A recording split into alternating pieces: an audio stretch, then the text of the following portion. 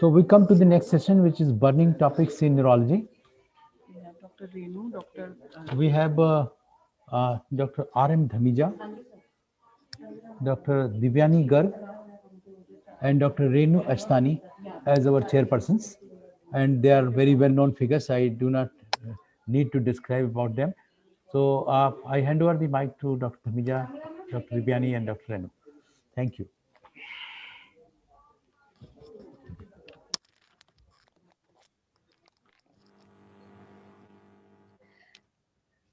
Good evening. I'm Dr. Renu. I thank Dr. Achal and Dr. Padma for inviting me here today.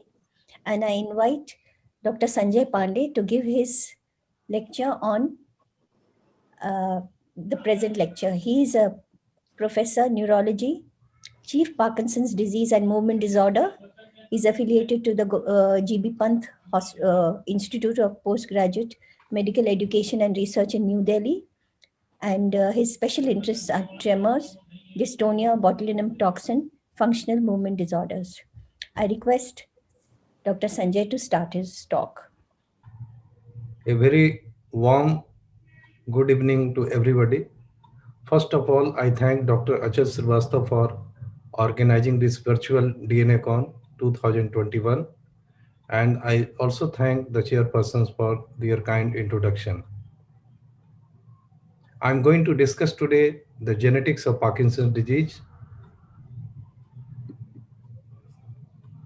As you know, most Parkinson's disease cases are sporadic in occurrence, but around 10% of cases may also have Mendelian forms.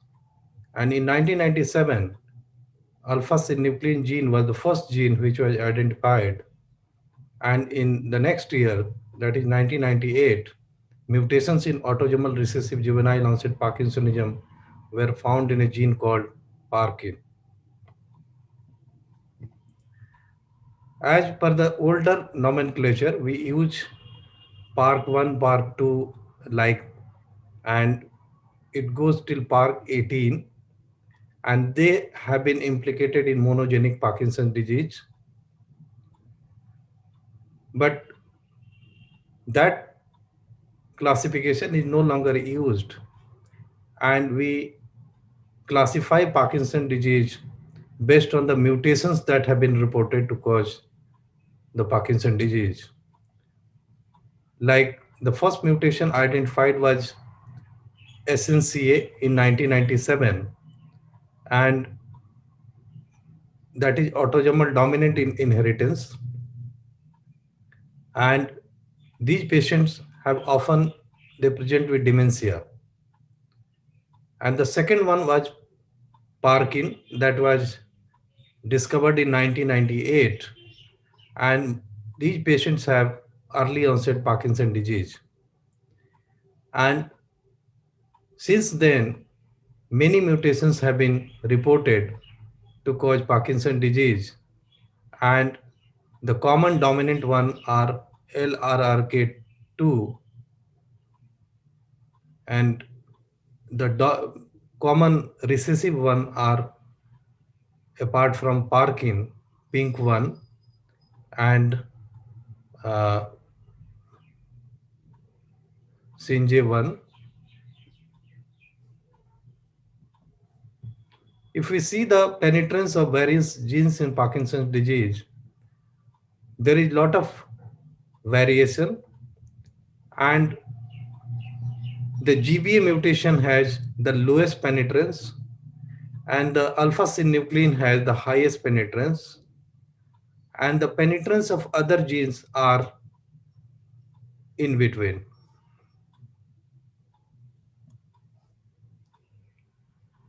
This study we published last year, and where a total of 97 patients, including 45 familial Parkinson's disease, that included 23 early onset Parkinson's disease and 22 late onset familial Parkinson's disease, and 52 non-familial early onset Parkinson's disease were screened for mutations in all the 12 exons of Parkin by PCR Sanger sequencing.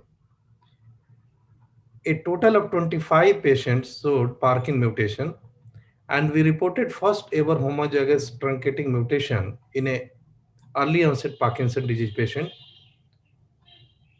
And we reported some new phenotypes like excessive sweating as a premotor symptom, stereotypy, and lingual dystonia in 5 patients.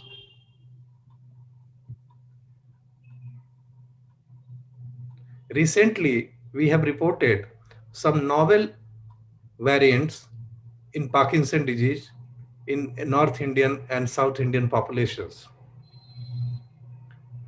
We did whole exome sequencing in 250 Parkinson disease patients recruited following MDS, UPDRS criteria, and the novel variants of uncertain significance who were homozygous and recessive reported were ATP13A2, Parkin, PARK7, and SINJ1, and in heterozygous variant, they were LRRK2, BPS35, EIF4G1, and CHCHD2. There were some previously reported pathogenic variants, like in homozygous condition, they were Parkin, PARK7, and Plateau-G6, and in heterozygous variant, in dominant PT genes were BPS35. We have just published a compound heterozygous variant that is a rare missense and novel splice variant in Wiskott-Aldrich syndrome-like gene, and both predicted to be deleterious were shared among the proband and 2 affected siblings. And we concluded that Wiskott-Aldrich syndrome, with demonstrated functional relevance in neurons, may be another strong candidate for autosomal recessive Parkinson disease, and that should be assessed across the populations in future studies. There have been GWAS study reporting Parkinson disease mutations, and GWAS is a genome-wide association study, and it is a hypothesis-free method to investigate whether any genetic variants are associated with a particular trait or phenotype. And the phenotype being evaluated can be a case control phenotype like Parkinson disease versus control, or a continuous phenotype like body mass index, or time to event like incident stroke. A GWAS locus is a region in the genome that is associated with a certain trait or phenotype. The first GWAS study was in 2006, and Parkinson disease GWAS data recruited 267 patients and 270 controls. And the last reported meta-analysis was in 2019, reporting 37,700 patients. And we are expecting another data in 2022. Now, when and how to do genetic testing? We can do genetic testing for diagnosis or life or family planning. We should remember that there is a lot of variations in genetic and phenotype data, like in Huntington disease, one gene may lead to many phenotypes. Like Huntington disease patients may have a akinetic rigid type variant if they have juvenile variant. And if they present in the middle stage of life, they have predominantly chorea. And if we see in the later part of the illness, they may have Parkinsonism. And in Parkinson disease, many genes may lead to conditions like Parkinsonism. Like you saw in the table, like more than 20 genes now are implicated for the causes of Parkinson disease.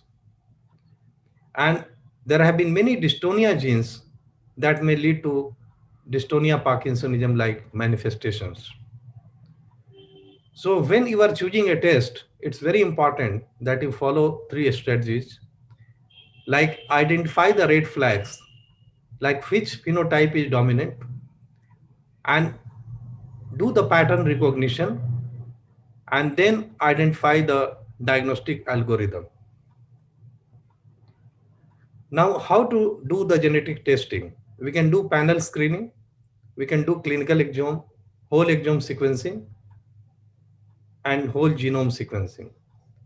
But the limitation of NGS is that they are not suitable for detecting certain large insertions, duplications, triplet disorders, and certain genes, and neurologists should consider in a particular patient whether other tests may be useful, like in a spinocerebellar ataxia, where we are thinking of repeat disorders, and many times patients may have a manifestation like Parkinsonism.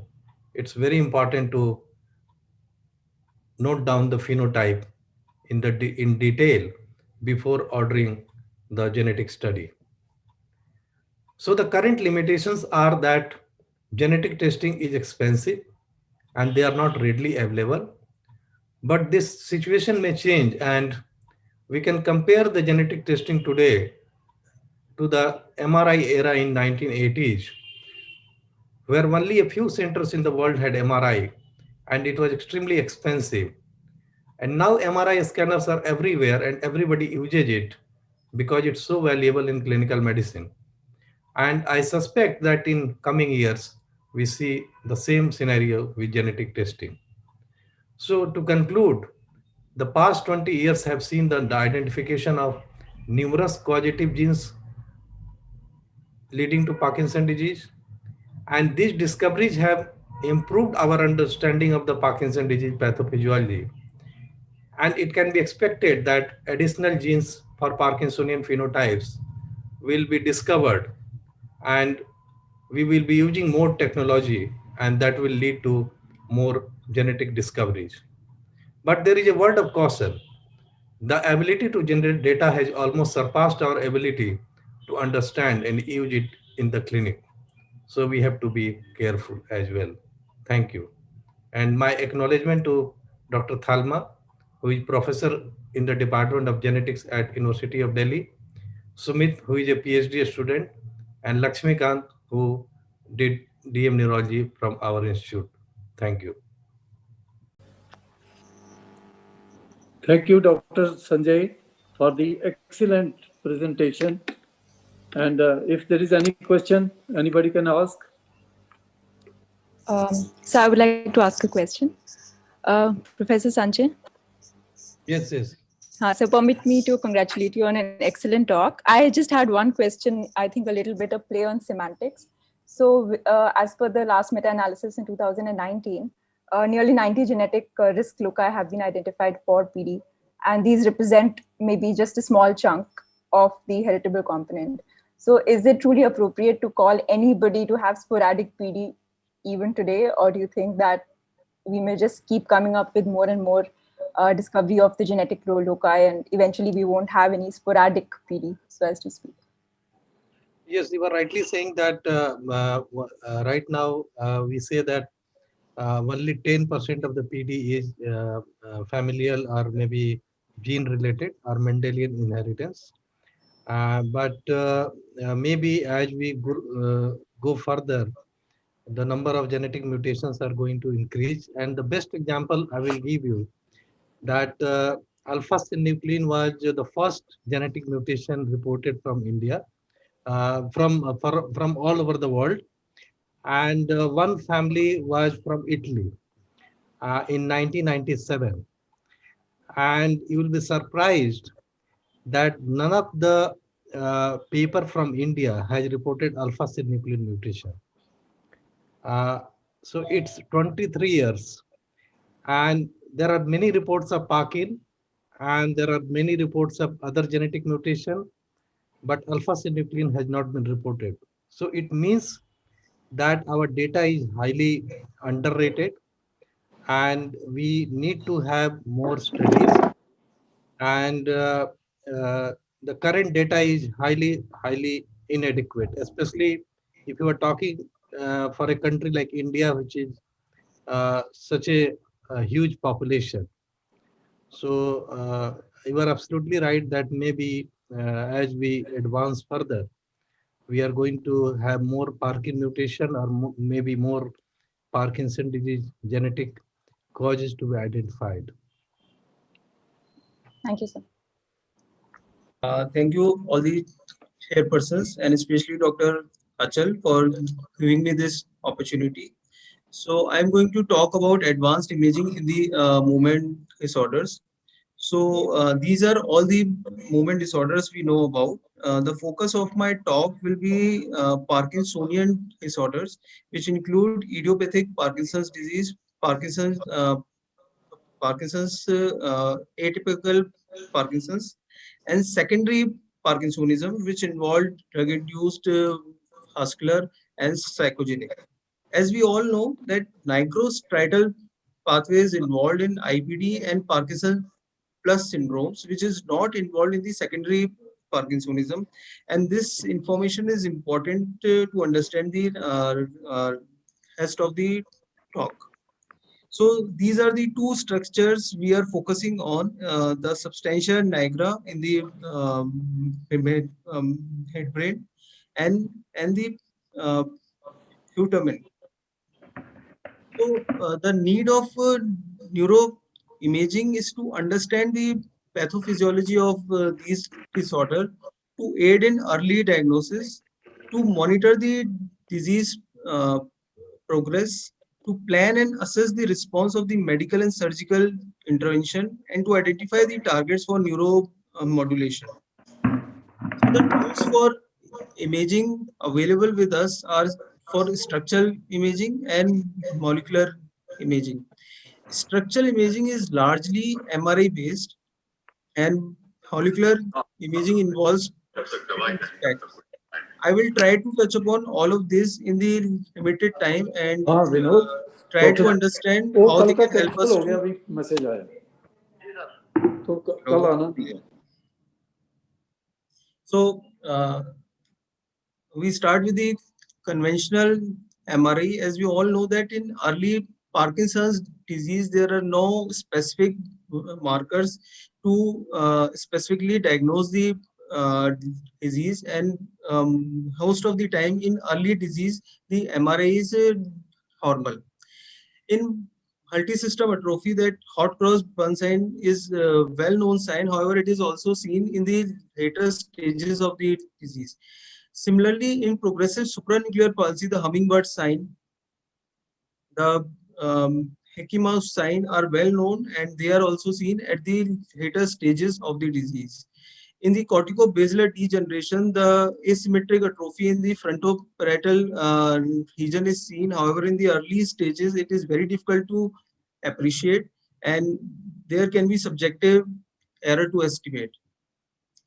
In ALB, there are no specific MRI markers to say that this patient have a ALB. So, because the conventional MRI is not very helpful in early stages of the disease, and to differentiate among the different disorders, it is important to have an advanced imaging or other forms of imaging to assess them. Now we go on to advanced sequences. We have neuromelanin MRI. This neuromelanin MRI is a T1 based sequence, and it images the melanin in the substantia nigra, which is hyperintense on this sequence.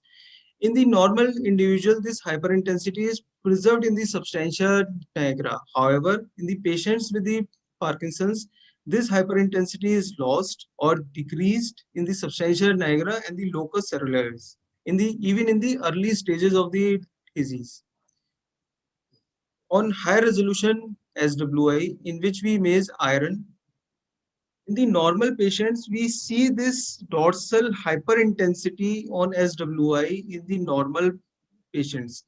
This hyperintensity is also known as Sowell sign, is lost in the patients with Parkinson's disease and the patients with Parkinson plus syndrome like PSP and MSA. However, in patients who have clinical signs similar to the Parkinsonism. However, the nigrostriatal pathway is not involved. This hyperintensity is not is still present, and it helps to differentiate between the disorders involving the nigrostriatal pathway and other disorders. Similarly, morphometry can be used to see the early atrophy in the different structures of the brain involved in these diseases, and also to see the progress of the atrophy. The example is Parkinsonism index in PSP. It is an area of pons divided by area of midbrain into width of MCP divided by width of SCP.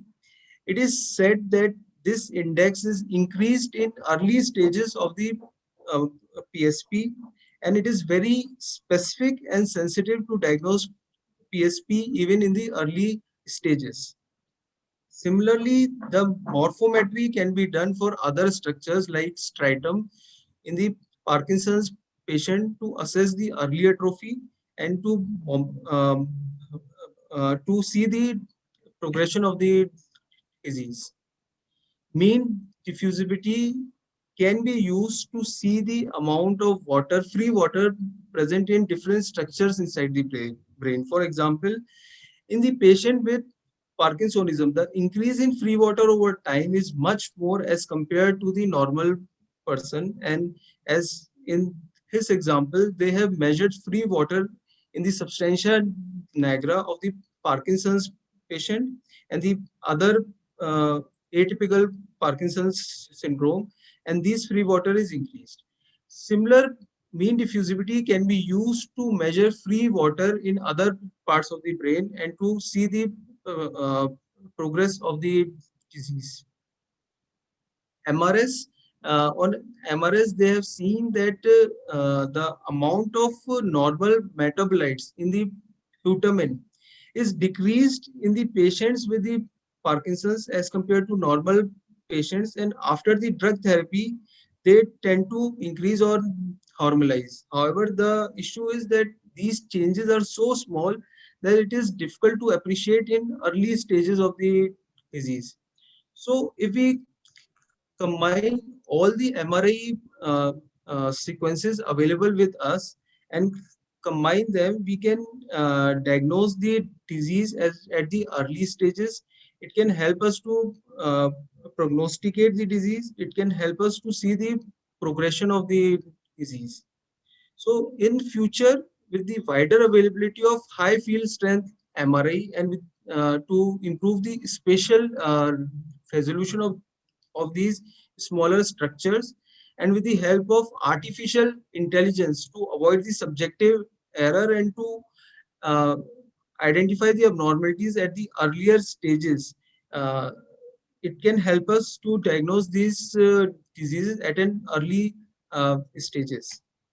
Now, coming on the molecular imaging, so it involves the dopaminergic imaging to see for dopamine synthesis, to assess dopamine transporter, to see the dopamine receptor on the postsynaptic side. MIBG myocardial scan is also helpful, and to see the metabolism with the help of FDG PET.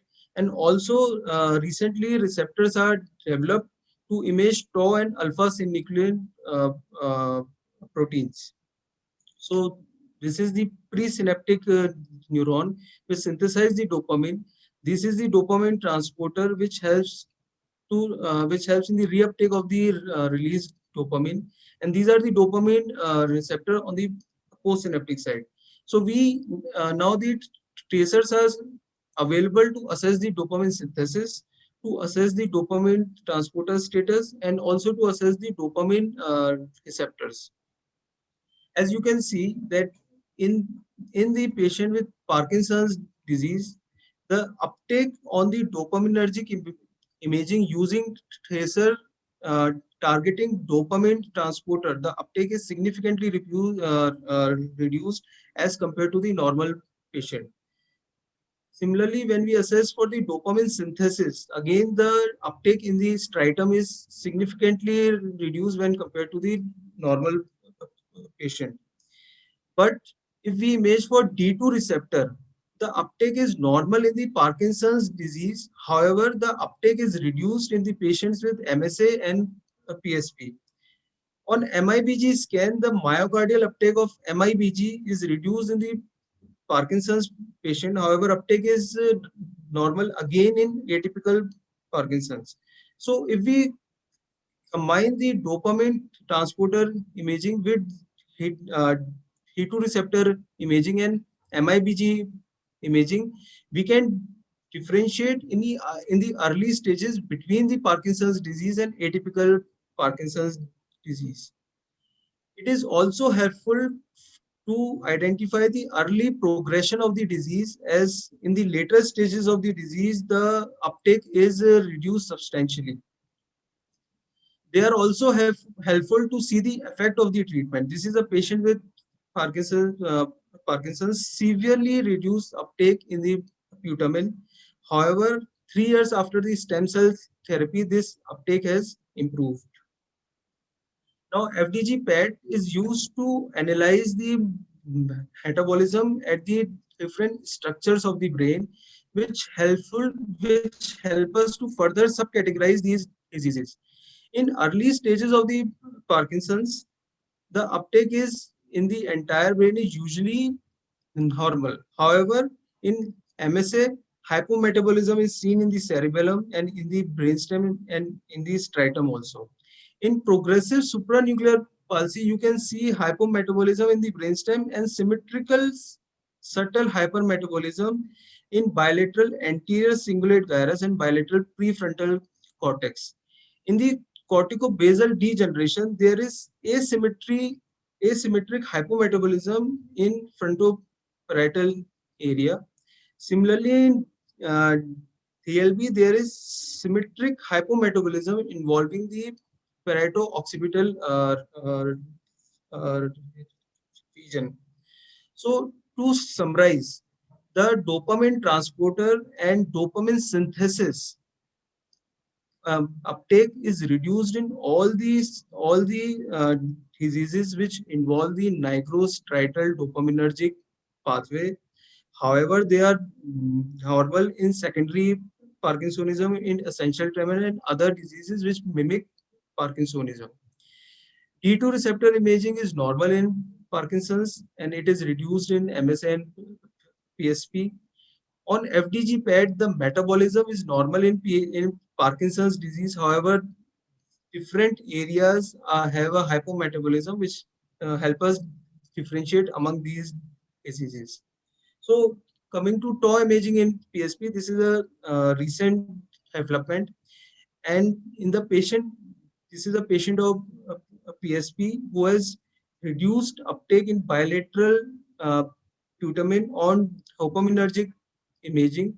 However, when we see for tau, there is significantly increased uptake in the midbrain, in striatum, and in other areas of the brain, and this pattern suggests the PSP. There is something called sweat, in which the symptoms of Parkinsonism are there, but the normal imaging is seen on the nigrostriatal dopaminergic system, and up to 20% can have 20% of the patient can have this, and it is said that most cases of sweat are due to clinical misdiagnosis. However, a small proportion of the sweat patient can actually have Parkinson's on clinical progression. So the future applications should help us to understand the different networks in the brain which are involved in earlier course of this disease with the help of the fMRI and structural imaging. Also, the new tracers are in the development to image other metabolites like tau and alpha-synuclein, and also the imaging of other parts of the body to aid in early diagnosis of this disease and to see the progress of disease, and also to helping in understanding these diseases. Thank you.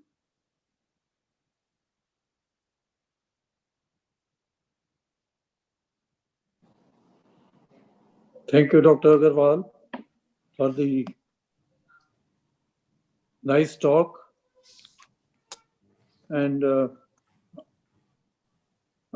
if any question, anybody can ask, please.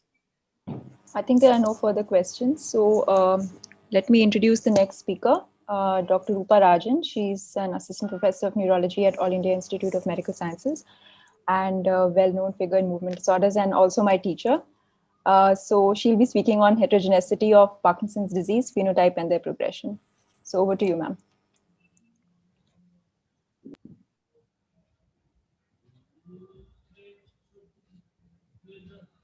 Thank you, Divyani, for the kind introduction. Very happy to be here, and a big thank you to the organizers for the opportunity to speak on this topic. So the topic that I would be discussing today is heterogeneity of Parkinson's disease, phenotypes, and their progression. So I must say that when I was first confronted with this topic, I was really wondering, what I am supposed to talk about, because I am not supposed to talk about genetics or imaging. There will be a lot of overlap between those. So I would stick in this topic to strictly phenotypic characterization and to see, where that leads us. But once you begin to think about Parkinson's disease on purely phenotypic terms. So this is a common sight that you must be facing in your own neurology clinics. And this was the movement disorder clinic today, just before this conference. So these are 3 patients who walked into the clinic consecutively. All 3 of them have Parkinson's disease. And the first, we can see a typical lady with a typical Parkinson's disease, about 60 years of age, with rest tremor. She also has bradykinesia, rigidity. And the next, you see a young girl of 21 years who has juvenile Parkinson's disease and is doing very well on treatment. And here we have a gentleman with no tremor and much difficulty in walking, what we would call postural instability and gait disturbance type of Parkinson's disease. So we will see this a bit in detail, and in this limited time, I would try to cover the subtypes of Parkinson's disease as we know it, how these phenotypes translate into information about progression, the clinical implications in terms of treating these patients, and a brief touch upon phenotype versus genotype and the clinical relevance of it. So we all know that PD was classically described as a motor disorder, but now we know that the spectrum of non-motor symptoms has evolved like anything. And there is also marked inter-individual variability in the motor symptoms, as we just saw in this previous slide. This leads to certain diagnostic difficulties and also difference in terms of prognosis for the patients, especially in terms of the milestones of advanced Parkinson's disease like dementia and postural instability. Do these phenotypes help us, predict when a particular patient is going to achieve or reach these unfortunate milestones? And also definitely it has a lot of implications for therapy, especially in terms of choice of medications and when the time comes for it, selecting them for deep brain stimulation. So subtyping Parkinson's disease is an exercise that has been ongoing for the last many decades. The main ways to subtype have been, by clinical information, pathologically looking at the brain autopsy specimens and understanding where the Lewy body or synuclein or whether there is any tau pathology in it. Genetic subtypes are now very well known, and biomarkers and imaging are an emerging field that are being used to subtype Parkinson's disease. So subtyping has been traditionally done by, identifying some characteristics that are seen more on clinical observations. We empirically assign these subtypes like tremor dominant PD or postural instability, gait disturbance, or an akinetic rigid phenotype. Or the other approach has been to take large cohorts of patients and do a data-driven cluster analysis to find out clusters of symptoms that correlate with each other. So this is the most classical example of traditional motor subtyping that we still do to identify patients who are tremor dominant versus non-tremor dominant. So you can simply use the UPDRS part 2 and part 3 items for tremor and those for postural instability gait, and divide them and get a ratio, which if it's less than 1, suggests a PIGD phenotype. And if it's more than 1.5 suggests a tremor dominant phenotype, and whatever falls in between is indeterminate.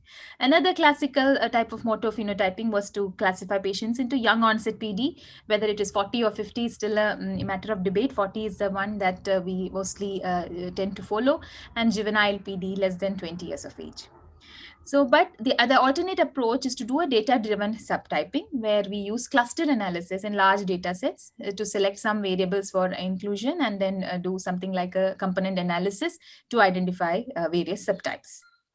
So just to quickly show, this is the typical PD patient. When we talk about PD, this is what comes to our mind. A 65-year-old lady with tremors for the last 3 years. She has rest tremor, she has bradykinesia, and a typical gait with a reduced arm swing.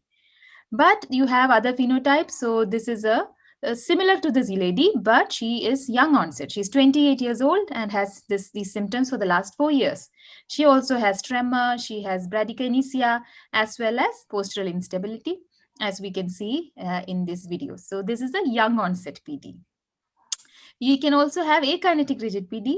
So this is actually a person with juvenile onset Parkinson's disease, but you can see that there is not much tremor, and they have bradykinesia, a lot of rigidity, and very slow movements. And if we see the gait, you can see there is some dystonia also of the trunk, and the upper movements are very much reduced. But you can see this is not a typical PIGD. This would be something that we call akinetic rigid, because the gait disturbance is not as severe in terms of freezing or initiation hesitancy or turning difficulty that we would expect to see in PIGD.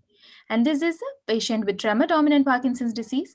You can see that there's not much bradykinesia. This is after about 10 years of illness, when he was admitted for DBS. He has a lot of tremor, but not much bradykinesia. And sorry about that. Yeah, so this is tremor dominant PD. He would fit the typical criteria for tremor dominant Parkinson's disease. Not much gait or bradykinesia, but a lot of tremor.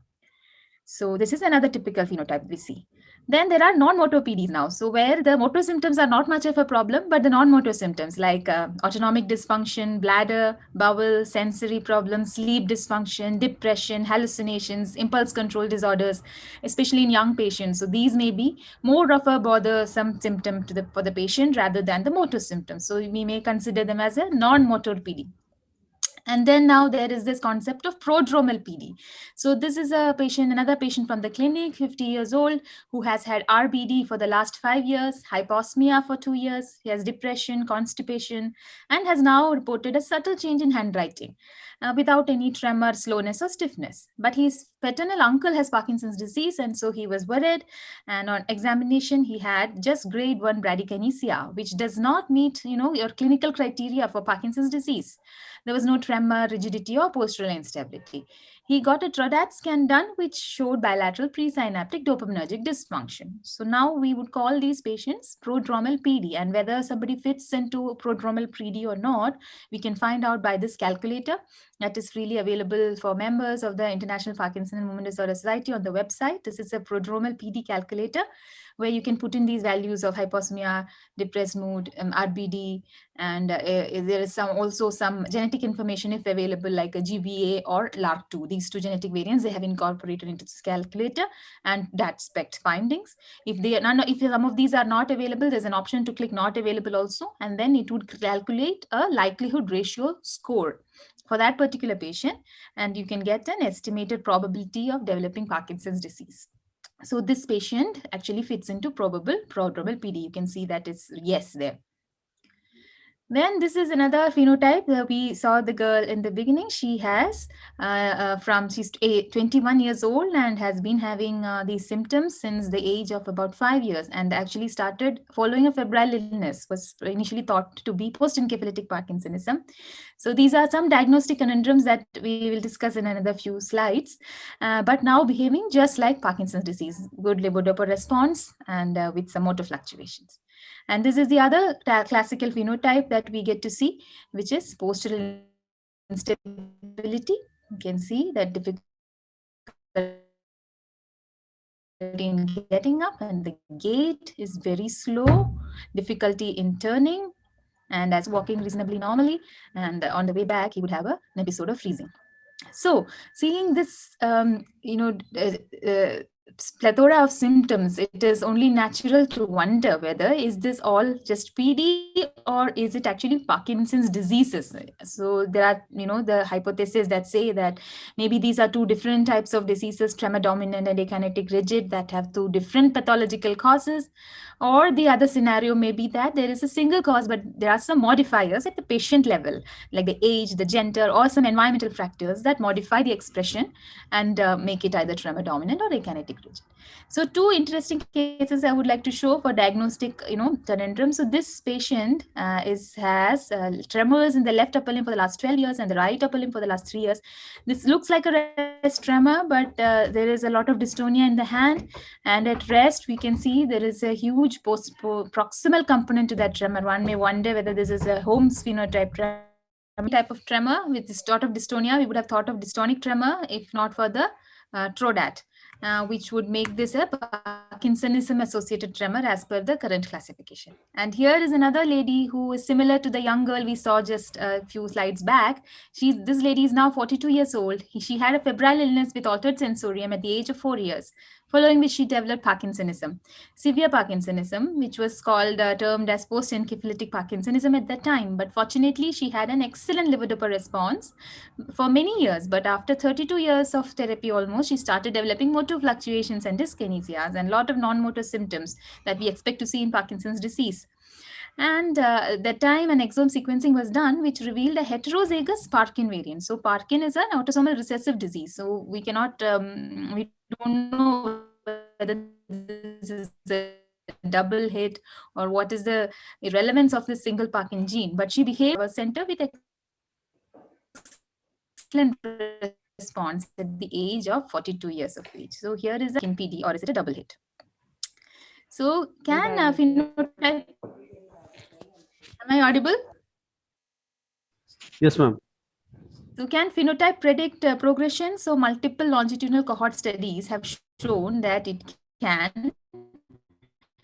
And this is the data from 422 patients with early PD from the Parkinson's Progression Markers Initiative that has shown that with each 10 years advanced age of onset, the motor phenotype is more severe. There are more severe non-motor symptoms, specifically autonomic, cognitive, and olfactory. There is greater impairment of dopaminergic function and a greater reduction in CSF, alpha, syn, and tau, which means a more severe phenotype the later the age of onset. So, so this has been consistently shown in multiple, prognostic models that a more severe motor phenotype also predicts a more severe cognitive and postural impairment and dementia at 5 or 6 or 7 years. So now there are cognitive risk calculators available that can predict progression. And this was from data from about 9 large longitudinal studies of PD. And here you can see age at onset, GBA status, depression, MDS, UPDRS, MMSE, and gender. These were predictors for cognitive dysfunction. So more practically for us, should phenotype direct medical management? Definitely yes. Because in the young onset patients, the disability is not severe. These are the ones who would consider maybe dopamine agonists, but we have to take care about the non-motor symptom profile because they are at higher risk of developing ICDs or and elderly maybe at higher risk of developing hallucinations with dopamine agonists. So these are the phenotype definitely directs our medical management. So this is some data from our cohort of 287 PD patients, which we primarily intended to look at anticholinergic burden. And we found out that the higher the anticholinergic burden prescribed to PD patients, including drugs like trihexyphenidyl or pacitine, they were associated strongly with cognitive impairment and freezing of gait. Even in younger cohorts like ours, where the average age was probably 56 years after 6 years of PD. But an interesting finding from this cohort was also that later age of onset of 1 year increased the risk of freezing of gait by 4%. So this is true not only for late onset PDs, even for relatively younger onset cohorts like ours that we see in India, even a later age of onset predicts a more severe phenotype. Should phenotype direct surgical management? Definitely yes. So if you look at the indications and the criteria for selecting patients for deep brain stimulation, we know that levodopa responsiveness is the strongest predictor of a good outcome after following one of the strongest predictors of a good outcome following ST and DBS. if we look at, so this is the patient pre-operatively, and then post-op, the bradykinesia has improved. So if we look at the phenotype and the DBS, if you look at the criteria that help us select patients, all of them are currently driven by the phenotype. And although in an individual patient, sometimes, LAG2 or Parkin may give us some added information regarding the progression or decision, or regarding a favorable decision regarding going ahead with DBS. Most of the time right now, it is not used in our clinical decision making for these patients. So therefore, phenotypic characterization and deep phenotyping remains the cornerstone of selecting patients for surgical treatment. So the take-home message is, I would like to conclude by saying that PD, the clinical phenotypes are really varied, and there are strong associations between classical phenotypes and disease progression. The therapy has to be tailored according to the phenotype, and currently, phenotypic information is the benchmark for deciding management. Genotypic characterization is evolving and may have a greater role in therapeutic decisions in future. Thank you. I would like to acknowledge my colleagues at the Department of Neurology, my senior colleagues, Professor Padma, Dr. Professor Achal, and the movement disorder team, and my research fellows, Ananda Padmanabhan, Aarti, Bhavna, and Rahul, for their support. Thank you.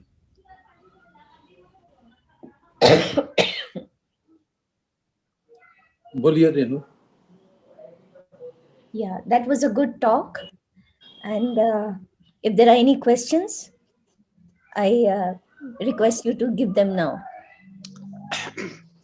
Renu, I want to ask one question from Rupa. Yes, sir. Rupa, how you manage the gait disturbances selectively? Those patients who have gait problem, and how you manage them? Yeah. They do not respond to dopamine therapy.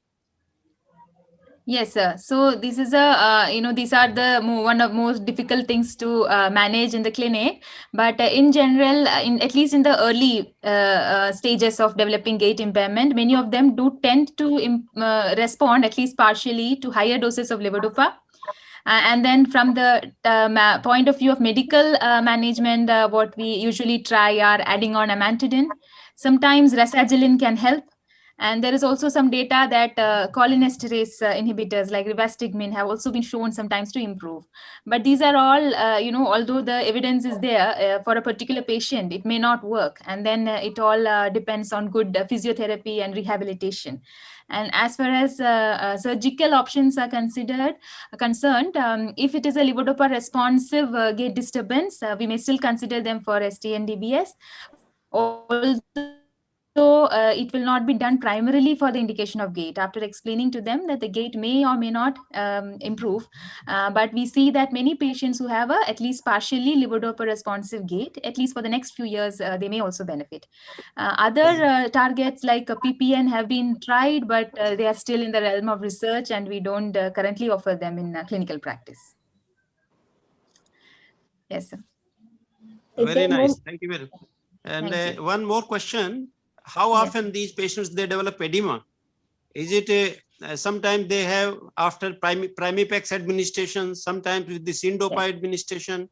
Yes. Why they develop edema over the feet? Yes, that's a very important point to be raised. So the edema is a known complication, known side effect of Pramipexole, dopamine agonist, also sometimes amantadine, rarely with levodopa. So especially with amantadine and Pramipexole, we do see them in significant numbers. But most of the time, it is not very severe enough for us to warrant a change in management once it is explained. And usually it is dependent edema. So with some other maneuvers, if it is not too much, we explain to them that this is a problem that you may have, but if the drug is helping you control your other symptoms, then maybe we should go ahead with it. But if they are very concerned about it, then we change. Yes. What is the possible mechanism? The mechanism, I don't have an answer to that, sir. I'm sorry. I may have to read up on that. But it is dopamine agonist and amantadine. These are the two that really, the amantadine actually causes livedoreticularis. So, but the molecular, at the pathophysiological level, I will have to get back to you on that. Thank you very much. Okay. Good evening, everybody. And I thank the organizers for this opportunity. Now I'll be speaking on drug-induced movement disorders. Next, please.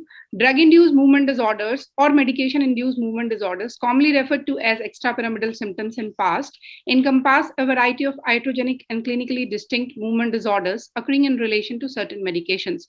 With their in the beginning, they were thought to be more associated with the dopamine receptor blocking drugs, but increasingly they are being described with the non-dopamine receptor blocking drugs as well. They can present as neurological emergencies to slowly developing tardive syndromes. It is important to know them clinically because most of them are quite disabling, and just the removal of drugs may be better in cases of many patients. Next, please. Now coming on to the history. Next.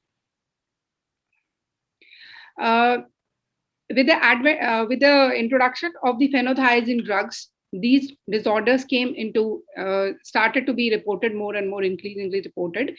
And in around 1960s, it was, next please.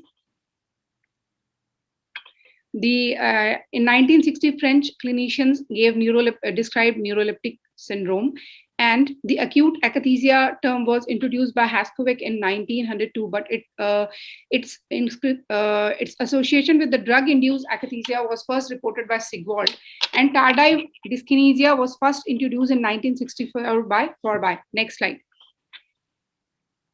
Next slide. Coming on to the epidemiology, it varies largely according to the class of drug and the involved population. Like the acute dystonic reactions may be seen more commonly in young adults and children, whereas stereotypy is much more commoner in females. This is the data from a large study from India, wherein there were 97 patients, and among them, interestingly, the most common drug-induced movement disorder was tardive dystonia, followed by postural tremor and Parkinsonism. This group also reported that tardive dystonia was common in patients receiving both dopamine receptor as well as non-DRBA drugs, whereas in the DRBA group, Parkinsonism was common, and in the non-DRBA group, the postural tremor was common. Next slide. As you can see, the list is big, and due to paucity of time, I'll not be going into detail. Next slide. There are a number of illicit drugs which are used and might present with drug-induced movement disorders. Next slide. So how do we classify drug-induced movement disorders? They can be classified according to temporal profile, phenomenology, or pharmacological agents. Like any other disorder in neurology, they can be described according to the temporal profile on acute, subacute, or chronic. Next slide. DSM-5 classifies them in 10 subcategories. Next slide. A more clinically useful classification would be acute, chronic, and miscellaneous. Next, please. Acute can be acute dystonias, akathisias, or drug-induced Parkinsonism. Next slide, please. Acute dystonias develop rapidly after drug dosing, initial treatment, or increasing the dose. They may occur even after single dose. Higher dose and high potency of the dopamine receptor blocker drugs are more responsible. Like the incidence with haloperidol may amount to some 17%, and with atypical antipsychotics, it might be as low as less than 2%. Almost 50% of the patients experience within first 48 hours. The risk factors are many, but yet the young age and male sex stands out. The pathophysiology is not well delineated. However, D2 receptor blockade in striatum is thought to be the underlying mechanism. Next. Next slide. Clinically, any form of dystonia can be seen, but torticollis and retrocollis are more or less a hallmark for them. It's seen in almost 40% of the patients with acute dystonic reactions. The acute dystonic reactions can be very painful. Anticholinergic drugs, diphenhydramine or benztropine, produces relief within minutes, and they might require repeat administration. Discontinuing the drug, the inciting offending drug, is the underlying main line of treatment. Next slide. Play the video, please. This is the video of a 40-year-old male who was taking Eptoin for almost 3 years for traumatic epilepsy. Following his doses were abruptly increased from 300 to 450, and he developed these movements. Play it again, please. He had dystonic head tremor, as well as dystonia of the upper limbs and choric movements. There is a next video. Next slide. This is the close-up view of his orofacial dyskinesias. There was blepharospasm, tongue dyskinesias, perioral movements. The aptoin level at the level of presentation with these symptoms was 68. Next slide. Now coming on to acute akathisia. Acute akathisia, which literally means inability to sit, usually starts within first 2 weeks and almost always within 6 weeks. Higher doses, similar to the acute dystonic things, are important, and the atypical antipsychotics are more the culprits. They basically have two components, the subjective and objective. Subjectively, the patient complains of restlessness, inner tension, and objectively, the patient has a tendency to move his limbs and tends to shift body position in car or while sitting. Next slide. It is important to differentiate it from a number of psychiatric disorders and RLS, along with pseudoakathisia. Treatment lines mainly are beta blockers, clonidine, alpha blockers, benzodiazepine, and 5-HT2A antagonists. All have shown response in different patients. Next slide. Drug-induced Parkinsonism, either because of the blocking of dopamine receptors or depletion of the dopamine stores. In a review by Gitton et al., wherein there was 17-year experience of 261 drugs, they showed that drug-induced Parkinsonism was most commonly caused by central dopaminergic antagonists, followed by antidepressants, CCBs, and peripheral dopaminergic antagonists. Next slide. Drug-induced Parkinsonism tends to occur in almost 15 to 60% of those using dopamine receptor blocking agents. However, with the incidence being very less with the atypical antipsychotics. In a DIP community study, almost 18% of cases initially thought to have idiopathic PD were subsequently diagnosed as having drug-induced PD. Next, please. Drug-induced PD cannot be distinguished clinically from idiopathic PD. However, there are certain markers, like they exhibit less tremor, they are less likely to have prominent gait freezing and postural instability. Coexistence of hyperkinetic movement disorders such as orobuccolingual dyskinesias in the absence of levodopa treatment supports a diagnosis of drug-induced Parkinsonism. Also, that asymmetry is common in drug-induced Parkinsonism, and it should not be taken as a sign against diagnosis. Next slide. Drug-induced Parkinsonism tends to progress as opposed to akathisia if the offending drug is continued. DIP may unmask the subclinical PD and support by the persistence of Parkinsonism. Functional imaging might help in prognosis. Next slide. This is a 60-year-old patient. He had received risperidone for almost 6 months in the past and had presented with slowness of movement and postural tremor in the OPD. Next video of the patient. There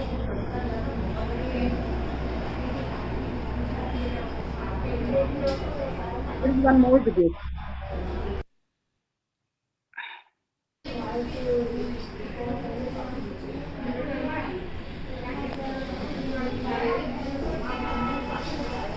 एक साथ से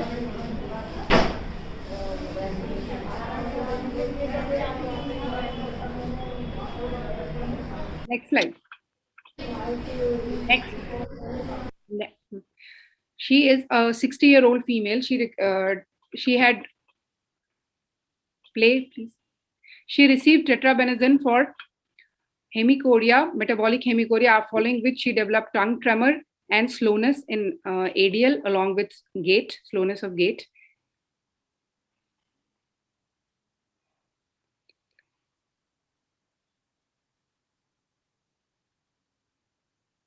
What happened? The video is not playing.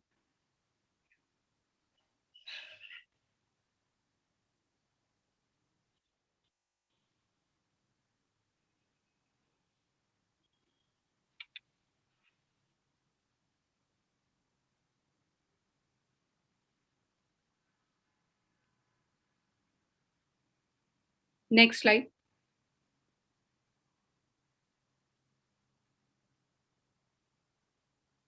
Next, please.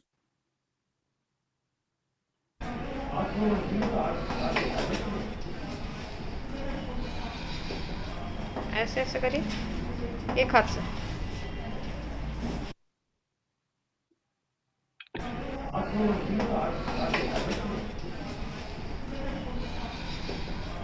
ऐसे ऐसे करिए, एक हाथ से.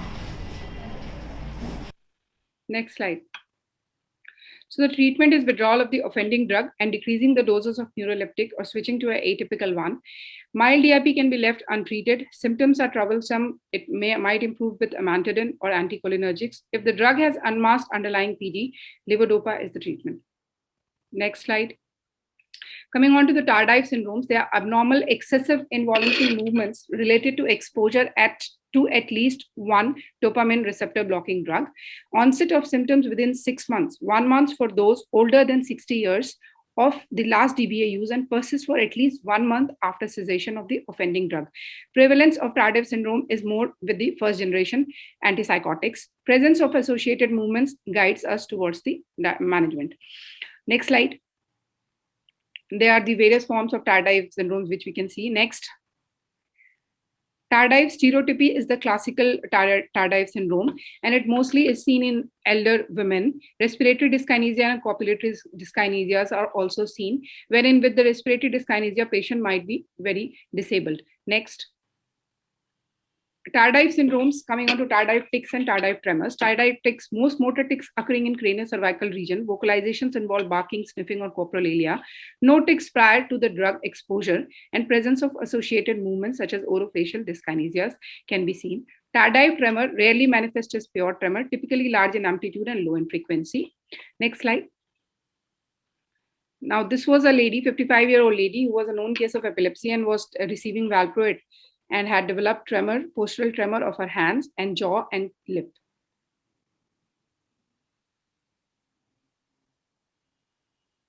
Next slide, please.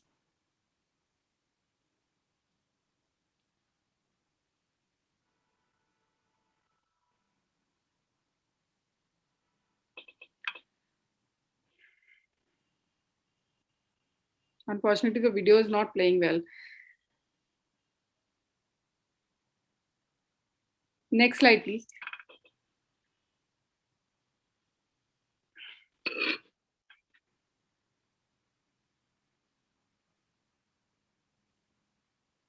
Next slide.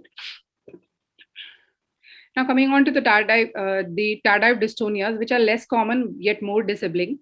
And clozapine is the drug which is least likely to be involved, and classically retrocolis, again, as like the acute dystonia, can be seen. Otherwise, any syndrome is common.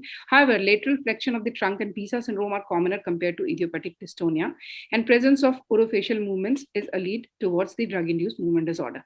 Tardive akathisia frequently seems to evolve from acute akathisia, and tardive akathisia, the subjective component becomes less severe and sometimes may evolve into a state of pseudoakathisia. Tardive akathisia worsens with antipsychotic withdrawal. Next slide.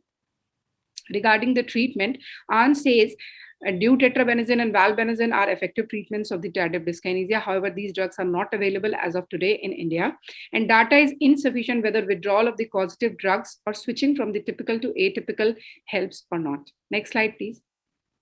Coming on to the drug-induced movement disorder emergencies, there are three major forms of drug-induced movement disorders with emergent presentation. They all share systemic manifestations. They are life-threatening and have neurological emergencies. They are acute in onset.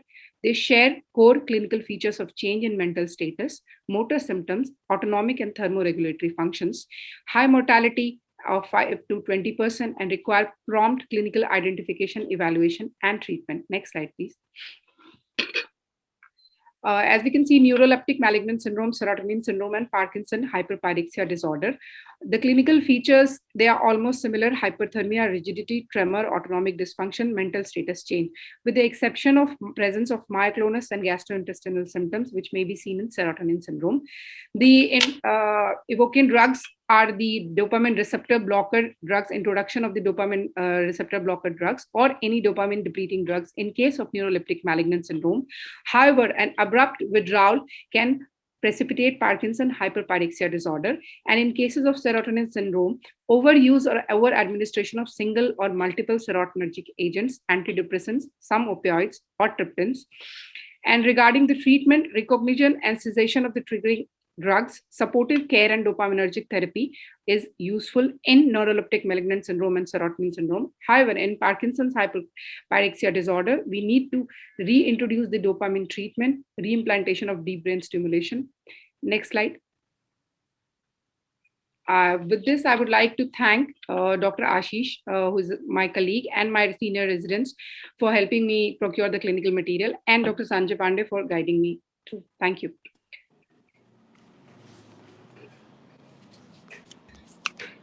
Thank you, Dr. Sujata, for the excellent talk. We are running really very short, very late in the symposia. Yeah. And if there is some question can be asked. If there are no questions, I would like to thank all the speakers, all my co-chairpersons, and thank you so much for the excellent symposium we had on Parkinson and movement disorders. Thank you so much, everybody. Thank you, everyone. Before